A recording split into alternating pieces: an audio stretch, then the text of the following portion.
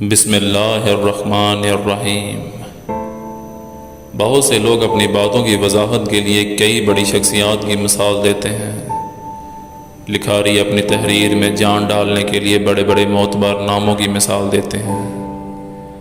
کسی نظریے کی وکالت کے لیے دلائل کو اور زیادہ مضبوط بنانے کے لیے کئی عظیم ہستیوں کے ناموں کی مثالیں دی جاتی ہیں، لیکن قابل غور بات یہ ہے کہ مثال دینے والے بے شمار ہوتے ہیں اور مثال بننے والے بہت کم۔ یہ زندگی اور اس زندگی کے مسائل سب کے لیے یکساں ہیں۔ صاحب دانش دوسروں کے تجربات اور غور و فکر سے فہم و دانش کے گہرے موتی نکال لیتے ہیں، اور عام انسان زندگی کے مسائل، پریشانیوں، مشکلات اور رکاوٹوں کی نظر ہو کر گمنام ہی چلا جاتا ہے۔ کہتے ہیں بارش کے قطرے سب جگہ یکساں پڑتے ہیں، لیکن نتائج مختلف نکلتے ہیں۔ کوئی بارش کا قطرہ اگر تالاب میں جا گرا تو تالاب کا حصہ بن گیا، کوئی قطرہ اگر سمندر سے واصل ہوا تو سمندر بن گیا، کوئی قطرہ اگر بنجر زمین پر گرا تو زمین پھر بھی بنجر ہی رہی۔ دھرتی بنجر ہو تو برسات سے کیا ہوتا ہے؟ کوئی خوش نصیب قطرہ اگر ذخیرہ زمین پر گرا تو کھیتیاں لہلہانے لگیں، لوگوں کو اناج ملنے لگا۔ یہی بارش کا کوئی قطرہ اگر سانپ کے منہ میں جا گرا تو زہر بن گیا، اور کوئی بہت ہی خوش نصیب قطرہ اگر سپی کے منہ میں جا گرا تو موتی بن گیا۔ بارش ایک ہی ہے، پانی ایک ہی ہے، مگر بارش کا پانی وصول کرنے کے بعد خوشگوار نتیجہ اپنا اپنا نصیب ہے۔ آج ہر نوجوان زندگی میں بڑی بڑی خواہشات لیے چلتا ہے، اور یہ بھول جاتا ہے کہ صرف خواہشات سے بات نہیں بنتی، بلکہ کہا جاتا ہے کہ بڑی کامیابی کی قیمت کے دو ہی حصے ہوتے ہیں۔ ایک کامیابی کے لیے شدید خواہش یا جنون، دوسرا سخت محنت۔ اگر کسی کے پاس ذہانت کی انتہا بھی ہو لیکن وہ کچھ کرنے کی شدید خواہش نہیں رکھتا تو وہ کچھ نہیں کر پا سکتا۔ دنیا کا تیز ترین اڑنے والا سپر سانک جہاز بھی بغیر ایندھن کے نہیں چل سکتا۔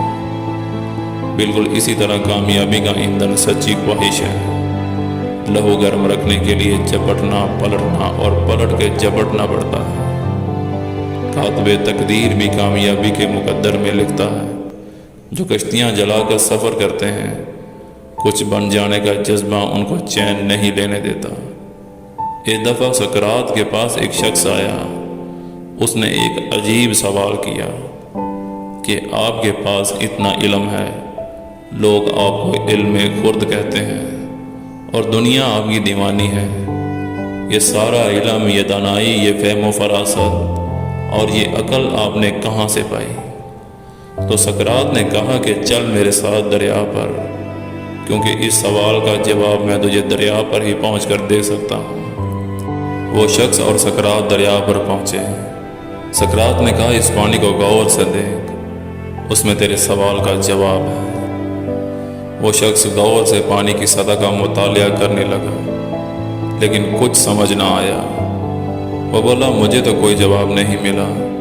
تو سقراط نے کہا کہ غور سے دیکھ، جواب صاف نظر آ رہا ہے۔ اس نے آنکھیں اور پانی کے قریب کر دی۔ اس کے ساتھ ہی سقراط نے اس کا سر زور سے پکڑ کر پانی میں ڈبو دیا۔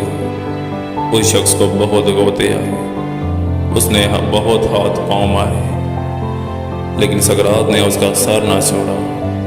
جب وہ مرنے کے قریب تھا تو سقراط نے اس کے سر کو باہر نکال دیا اور کہا اب تمہیں سمجھ آئی؟ وہ شخص چیخا کہ آپ تو مجھے مارنے لگے تھے۔ سقراط بولا میں نے تجھے تیرے سوال کا جواب دیا تھا۔ وہ شخص بولا آپ غلط کہہ رہے ہیں، آپ تو مجھے مارنے لگے تھے۔ سقراط نے کہا اچھا مجھے یہ بتا، جب تیرا سر پانی میں ڈوبا ہوا تھا تو تیری سب سے بڑی خواہش کیا تھی؟